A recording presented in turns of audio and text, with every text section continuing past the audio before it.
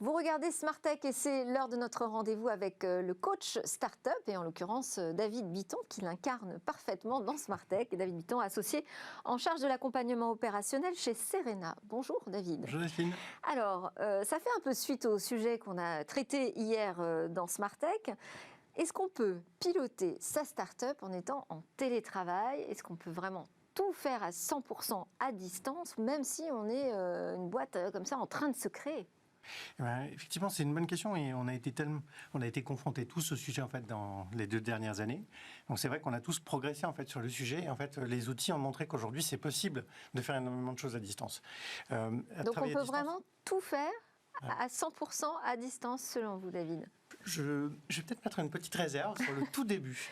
Qui est vraiment effectivement la création de la société où généralement on est 2-3 personnes peut-être à avoir l'idée en fait qui va faire concrétiser, c'est-à-dire qu'il y a un mélange de marketing, de vente et de tech ou de produits. Et donc on imagine le produit en fait ensemble et ensuite on a envie de dérouler. C'est quand même plus simple, j'ai l'impression, si on connaît ces gens-là. Même si après on n'est pas dans la même ville, mais on a déjà travaillé ensemble, qu'il y a déjà une certaine forme de confiance, ou qu'on a déjà échangé avec eux, je trouve que c'est plus simple. Mais après, une fois c'est-à-dire au moins trouver son socle, l'associé, il faut au moins l'avoir rencontré. C'est en tout cas ce que je pense. C'est peut-être possible de faire sans, et peut-être qu'il existe des contre-exemples, mais moi je trouve que ça me paraît plus simple dans ce sens-là, parce qu'on a quand même besoin d'avoir quelques piliers en fait dans l'entreprise qui vont ensuite porter les autres collaborateurs qu'on va recruter. Et oui, après je pense que tout peut se faire vraiment à distance aujourd'hui. Alors donc on a les bons outils aujourd'hui pour piloter sa société à distance? Exactement. En fait, aujourd'hui il existe vraiment tout pour collaborer à distance. J'ai voulu en fait recenser chacun de ces outils-là, juste pour le rappeler, mais parce que ça fait du bien en fait, simplement de se dire quelles sont les différentes choses dont on a besoin. On a besoin d'avoir un ordinateur portable et d'avoir un casque aujourd'hui. C'est à peu près une évidence. Mais quand on recrute des collaborateurs à distance, il ne faut pas oublier en fait, qu'il va falloir leur envoyer en fait, ce matériel. Vous pouvez faire du recrutement à distance, mais en fait, il faut aussi leur envoyer le matériel pour qu'ils puissent collaborer à distance. Ouais. Donc, avoir un ordinateur portable, avoir un micro-casque, avoir même un kit de bienvenue, etc., ça fait partie des choses aujourd'hui en fait, qu'il faut savoir gérer quand on va vouloir recruter des collaborateurs à distance. On a besoin d'avoir un disque dur partagé, parce qu'on va pouvoir stocker des choses dessus et on va pouvoir effectivement échanger des ressources et donc travailler à distance.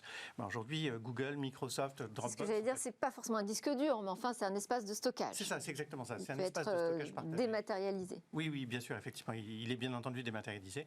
Et il est dans le cloud et c'est lui qui va nous permettre de partager en fait, les documents et donc d'échanger en fait, sur les sujets sur lesquels on travaille. Il y a besoin, bien entendu, on a tous un email aujourd'hui, on a tous un agenda partagé, mais il y a aussi besoin d'avoir une solution de messaging qui va permettre en fait, de communiquer dans l'instantanéité, mais sans pour autant empiéter sur la vie perso.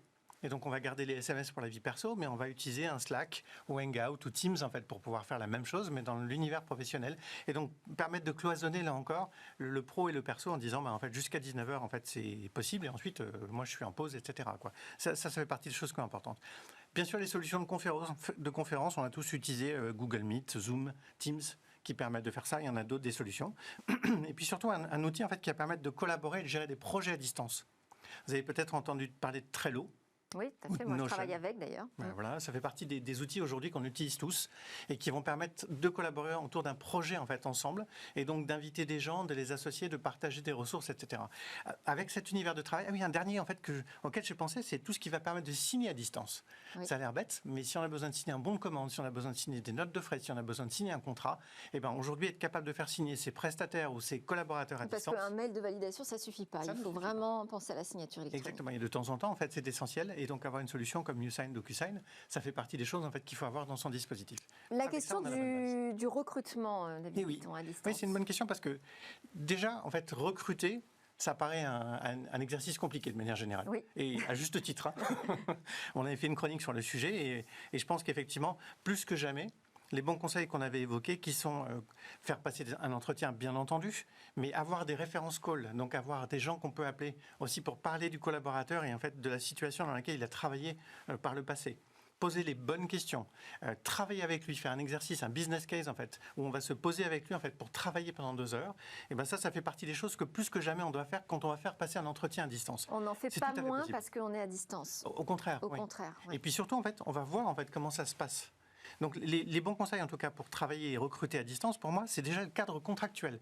Aujourd'hui, vous pouvez recruter des collaborateurs partout en France et ça, je dirais pas que c'est la partie la plus simple, mais j'ai des sociétés dans le portefeuille de Serena qui ont des collaborateurs partout en Europe, partout dans le monde. Et alors là, comment on organise ce travail? Eh ben, effectivement, alors là encore, il y a des outils et puis surtout, en fait, il y a des rituels à mettre en place. C'est-à-dire que plus que jamais, d'avoir des entretiens one-to-one avec les collaborateurs qui nous sont directement attachés et avoir ce rituel-là qu'on va faire toutes les semaines, c'est un sujet important. Avoir quelques grands-messes, et donc avoir des moments où on réunit les collaborateurs et on va pouvoir travailler, je trouve là aussi que c'est fondamentalement important dans ces moments-là parce qu'on va permettre de diffuser en fait l'information en fait, qui ne s'échange pas autour de la machine à café ou qui ne s'échange pas dans la salle dans laquelle on est. Donc avoir des moments même d'échanges conviviaux. On a tous fait des apéros Zoom oui. ou avec d'autres solutions. En fait, ça fait partie des rituels aujourd'hui en fait, qui sont essentiels et qui vont permettre de collaborer à distance. Des choses bêtes, mais des réunions de 55 minutes. Si par défaut, en fait, le créneau que vous bloquez, c'est 55 minutes et pas 1 heure, bah, ça va permettre d'avoir les 5 minutes en fait, de respiration dont on a besoin pour pouvoir faire une pause technique, pour pouvoir échanger un mail, répondre à des SMS, etc. Et donc de pouvoir avoir quelques moments dans la journée. Donc il y a des petites choses clés à faire. Ça, c'est vraiment exténuant quand même, hein, l'enchaînement de réunions en visio. Oui, c'est épuisant. Déjà physiquement, c'est épuisant en présentiel, mais alors en visio, c'est pire. Ah ben, en visio, c'est pire. Et comment on travaille autour du concept de l'adhésion collective sur un projet, surtout quand on est une start-up, on lance son activité, c'est très important ça.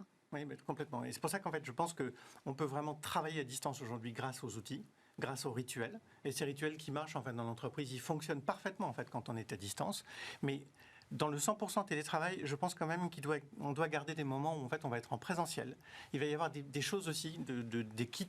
Je parlais de Welcome Kit tout à l'heure, en fait, envoyer un mug, envoyer en fait un t-shirt, envoyer des choses, etc. En fait, quand on va accueillir un collaborateur. Je vais citer l'exemple de DataIQ, qui est aussi une boîte du portefeuille, qui fait venir l'ensemble de ses collaborateurs de partout dans le monde. Quand ils les recrutent, ils les font venir au siège à Paris. En fait, simplement pour leur montrer que c'est là que tout a démarré. Et puis faire des éléments sur l'histoire où en fait les fondateurs vont venir passer un peu de temps en fait avec les collaborateurs qui rejoignent la société et on va donc parler de l'histoire de la société, parler des valeurs de la société. On va former les collaborateurs au siège en présentiel et donc on va faire quelques moments de vie sympas comme ça qu'on partage qui vont permettre de créer des liens avec ceux avec lesquels on va travailler ensuite. Donc d'avoir ces moments qui existent, qui permettent de se réunir. C'est le retour des séminaires finalement. Exactement. Très bien. Merci beaucoup, David Bitton, pour vos conseils qui sont précieux en cette période estivale. Et c'est possible. Et je rappelle, donc, vous êtes associé en charge de l'accompagnement opérationnel chez Serena. Alors, à suivre, c'est notre rendez-vous avec l'innovation. Demain, des robots tueurs, peut-être trop autonomes. Ce sera le sujet qu'on va aborder avec Cécilia Sévry.